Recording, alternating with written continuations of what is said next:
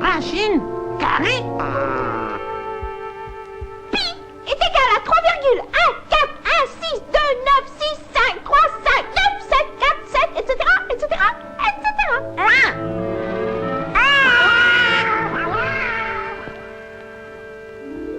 Ohé, Donald! C'est moi. Où suis-je? Au pays mathémagique. Au point mathématique. Qu'est-ce que c'est? C'est le paradis de la grande aventure. Mais êtes-vous? Je suis un esprit. L'esprit même de l'aventure.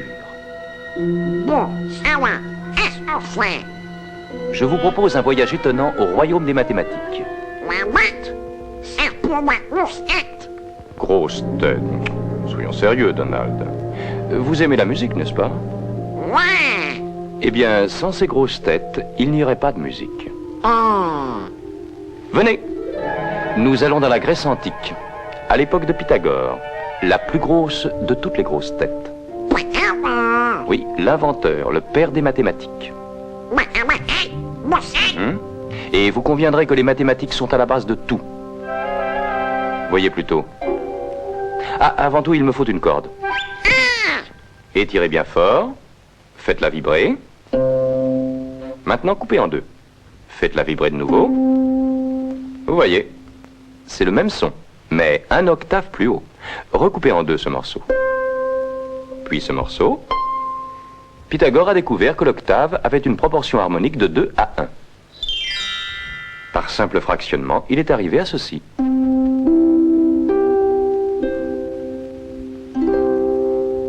Partant de cette harmonie en chiffres, il a développé la gamme musicale que nous connaissons.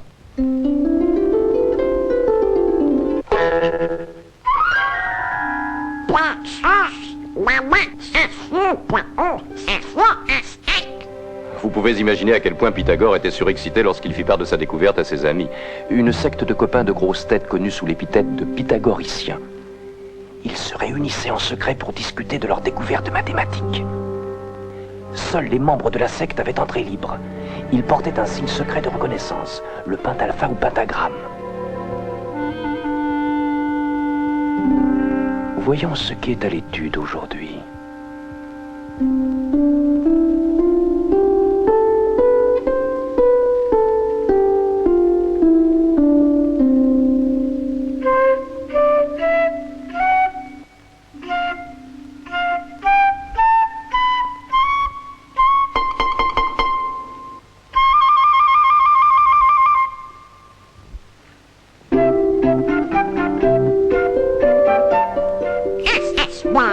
Chut, c'est une séance d'études.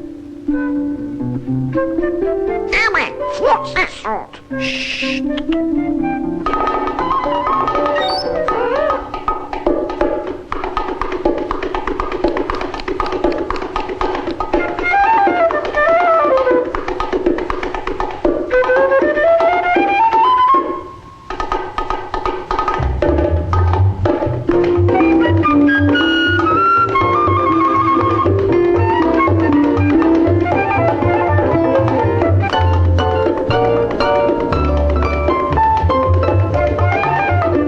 Et c'est ainsi que les disciples de Pythagore, ces maîtres S grosses têtes, sont à la base de notre musique moderne.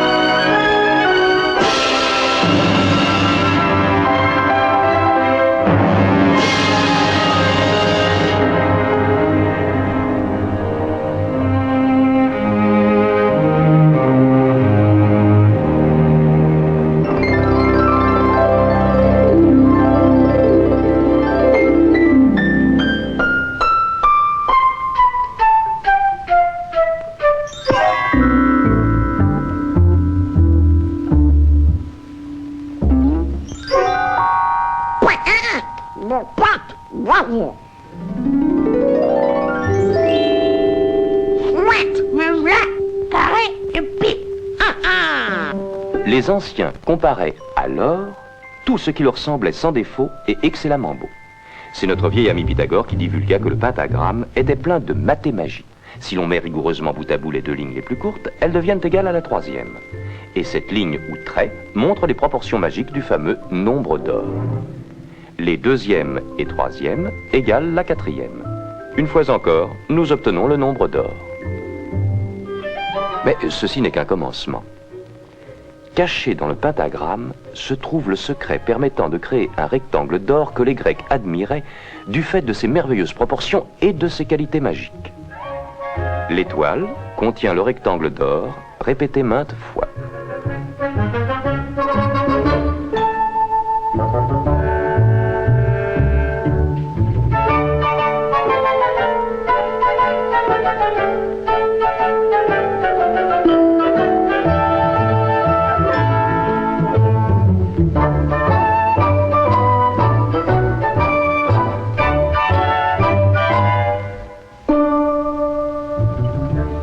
C'est une figure uniforme remarquable qui peut mathématiquement se reproduire à l'infini.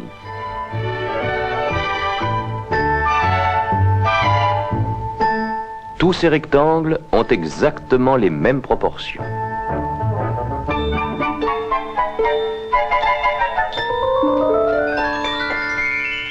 Cette figure contient également un hélicoïde magique qui répète à l'infini les proportions du nombre d'or. Pour les Grecs, le rectangle d'or représentait une loi mathématique de beauté. Nous le trouvons dans leur architecture classique. Par exemple, le Parthénon, le plus fameux édifice de la Grèce antique, contient plusieurs rectangles d'or.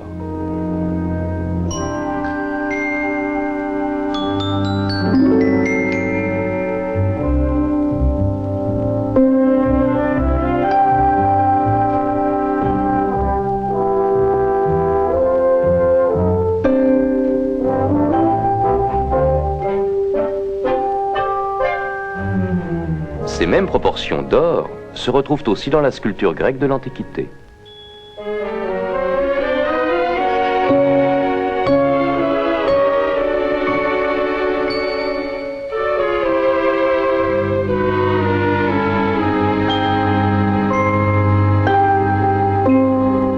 Au cours des siècles qui suivirent, le rectangle d'or fut le constant idéal de beauté proposé à toutes les formes d'architecture du monde occidental. Notre-Dame de Paris en est un exemple extraordinaire. Ce n'était pas non plus un secret pour les peintres de la Renaissance.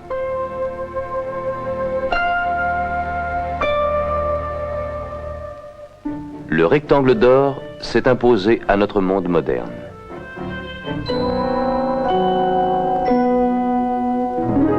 Les peintres modernes ont redécouvert la merveille de ses proportions.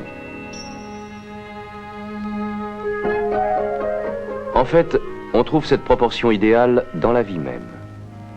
oh là là.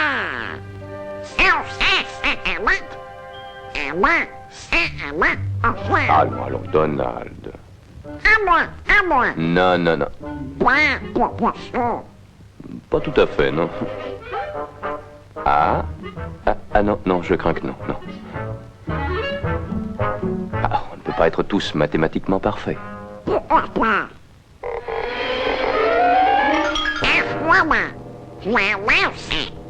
À présent que vous êtes empêtrés dans ce pentagone, voyons comment la nature utilise cette même forme mathématique. Le pétunia. Le jasmin étoilé. L'étoile de mer.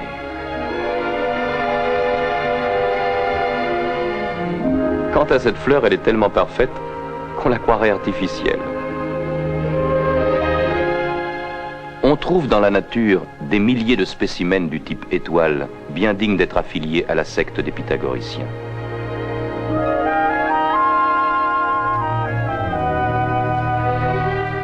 Dans ses œuvres, la nature suit résolument une logique toute mathématique, et le nombre des exemples qu'elle en donne est illimité.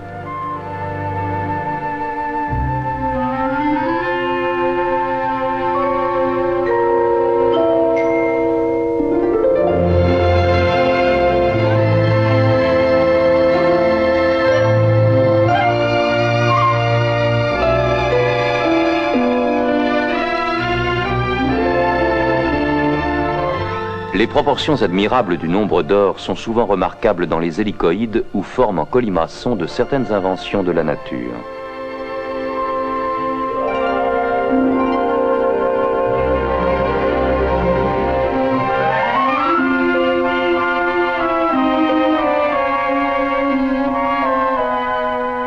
La profusion des conformations du type mathématique nous amène à méditer profondément l'énoncé de Pythagore.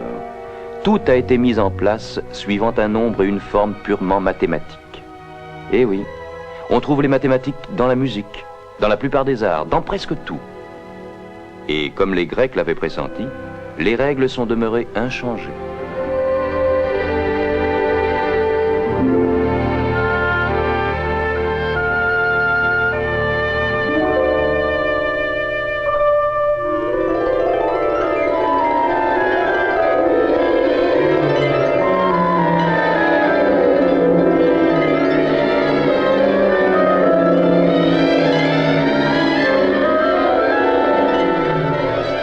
Alors, Donald, votre escapade géométrique vous a-t-elle satisfait?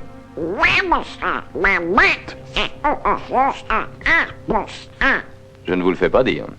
Les mathématiques sont aussi à la base de certains jeux. Commençons par un jeu qu'on joue sur des carrés. Non, les échecs. C'est une bagarre mathématique entre deux cerveaux.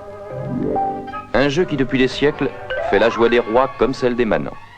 N'oublions pas que Lewis Carroll, fameux mathématicien doublé d'un écrivain, employa un jeu d'échecs comme décor de son roman À travers le miroir. Rappelez-vous, Alice s'y trouva en face d'un groupe pas particulièrement amical et ne goûtant pas la plaisanterie. Par le ciel, qu'est-ce ci? Sur mon âme, serait-ce un pion poulmi? Peu me chaud qu'il soit, Donald. Abracadabran. Ce pourrait être une Alice. Non et non, c'est un pion poulmi. Pion palmé? Arrêtez cette pôle. À moi! À moi!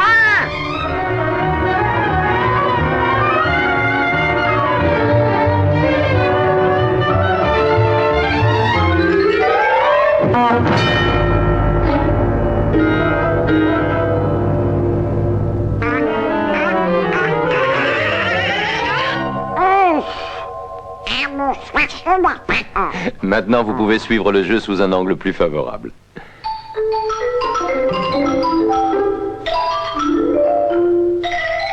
Le jeu d'échecs est fait de stratégies savamment calculées.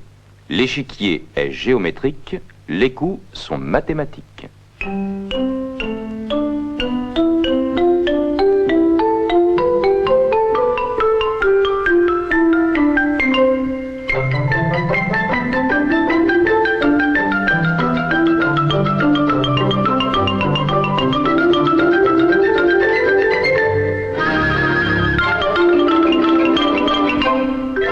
Échec et mat. Tout est fini, n'en parlons plus. D'une manière générale, on peut dire que tous les jeux se jouent sur des surfaces géométriques. Un terrain de baseball est carré.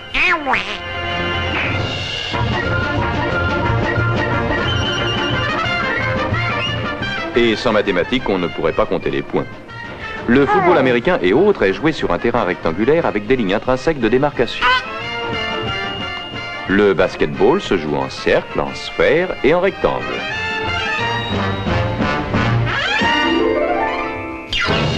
La marelle n'est que suite de figures à angle droit.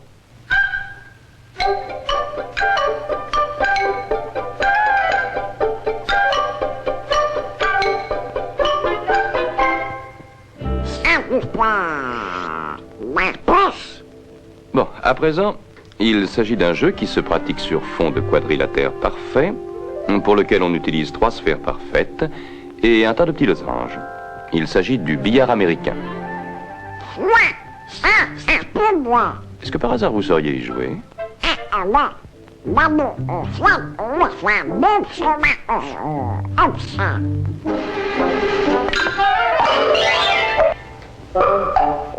Voyons comment un as de billard fait marcher son cerveau quand il joue à 3 bandes. Eh bien, 3 bandes, c'est le terme. Non seulement la bille doit cogner les deux autres, mais en plus, il faut qu'elle touche 3 fois la bande avant de frapper la dernière des billes.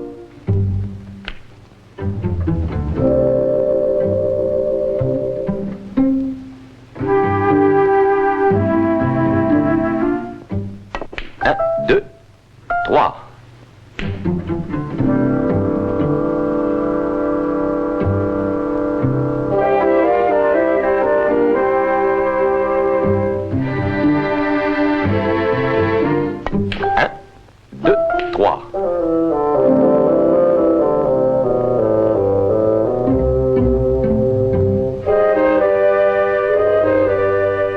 Seul un expert peut réussir plusieurs coups de suite. 1, 2, 3, 4, 5, 6.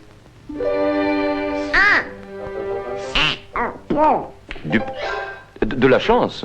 Pas du tout. Pure technique. Pour jouer comme ça, il faut savoir calculer tous les angles de tir.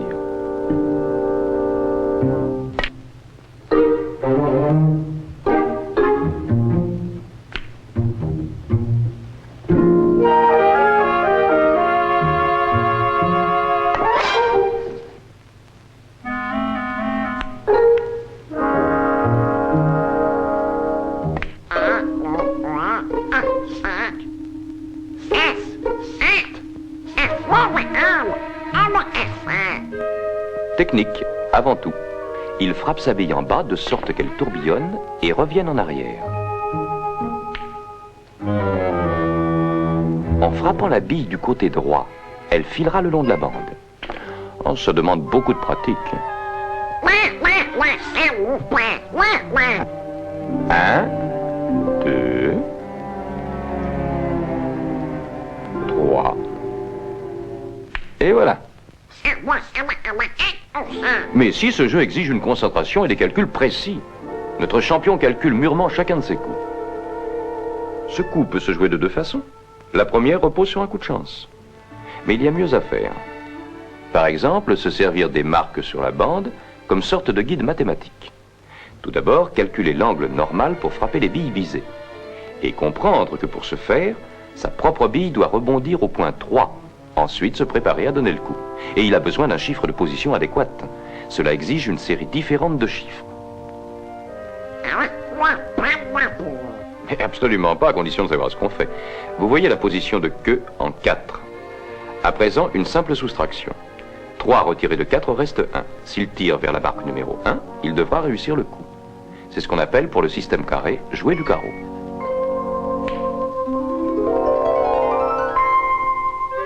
Angle naturel, 2. Cherchons la position de tir. 1,5, 2, 2,5, 3, 3,5. 2 retiré de 3,5 reste 1,5. Il faut donc tirer à mi-chemin entre le premier et le second losange.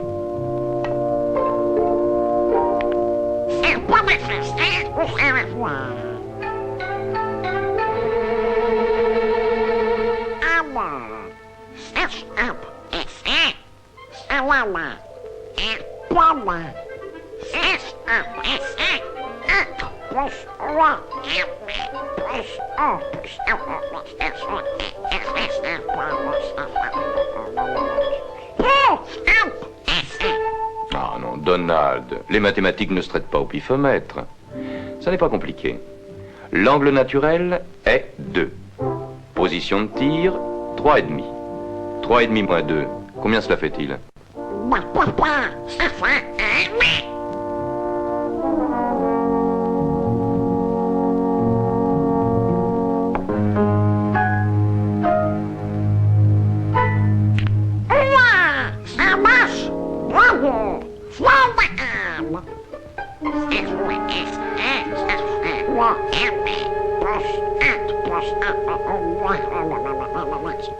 Vous vous compliquez vraiment la vie, Donald.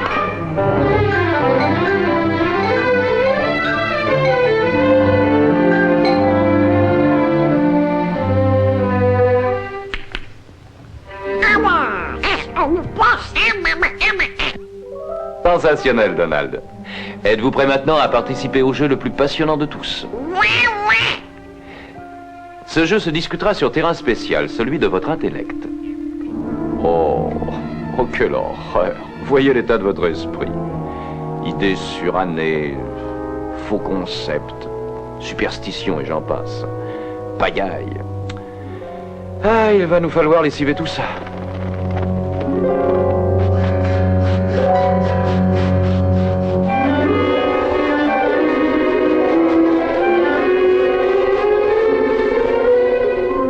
Voilà, ça prend meilleure tournure. Un nettoyage maison, il n'y a que ça de vrai. Ce jeu est basé sur des cercles et des triangles. Pensez à un cercle parfait, un cercle d'or, selon Pythagore.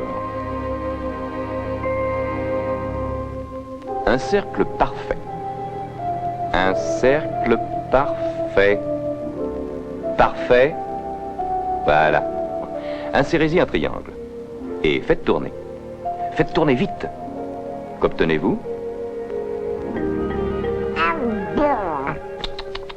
Une sphère. Ce qui se présente à l'esprit est la forme des objets. Faites sauter le sommet et...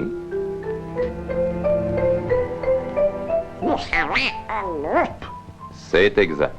Une loupe. Un objectif est en somme une tranche de sphère. Tous les verres utilisés en optique sont fabriqués grâce à un processus rigoureusement mathématique.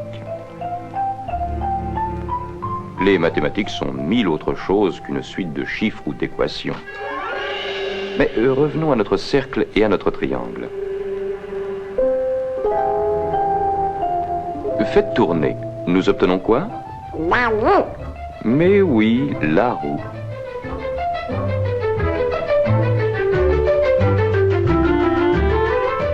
Le cercle a engendré maintes inventions de l'homme.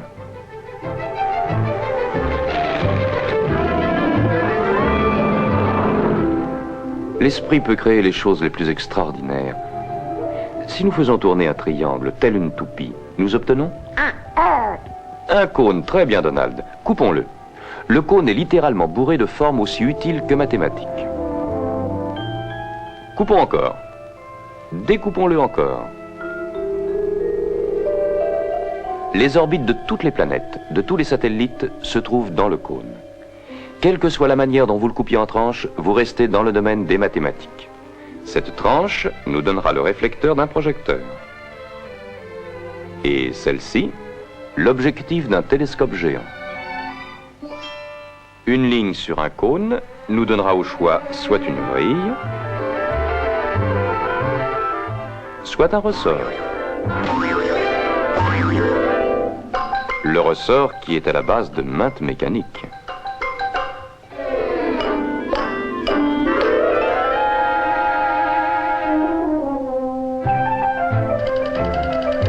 Quel numéro désirez-vous?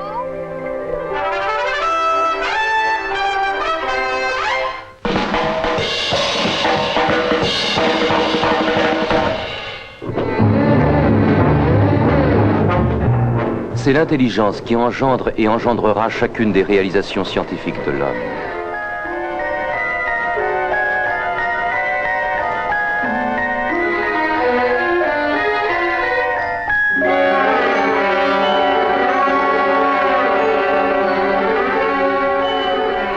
Si on la met méthodiquement à contribution, il n'est aucun problème que l'intelligence ne puisse résoudre tôt ou tard. À cette étoile, ajoutez-en une, et une autre, et encore une autre. Aucun stylet n'est assez pointu pour dessiner fidèlement ce que veut votre cerveau. Aucune feuille de papier au monde ne serait assez vaste pour recevoir l'image de tout ce que vous êtes apte à penser. Ce n'est que dans notre esprit que nous pouvons concevoir l'infini. La pensée mathématique a ouvert la porte à toutes les formes de la science.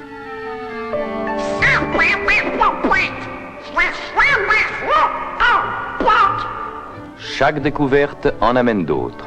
C'est une chaîne sans fin.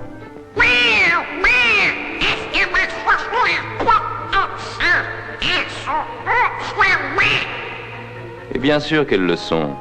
Ce sont les portes de l'avenir. La clé en est... Parfaitement. Les mathématiques, les trésors incommensurables de la science sont empilés derrière ces portes.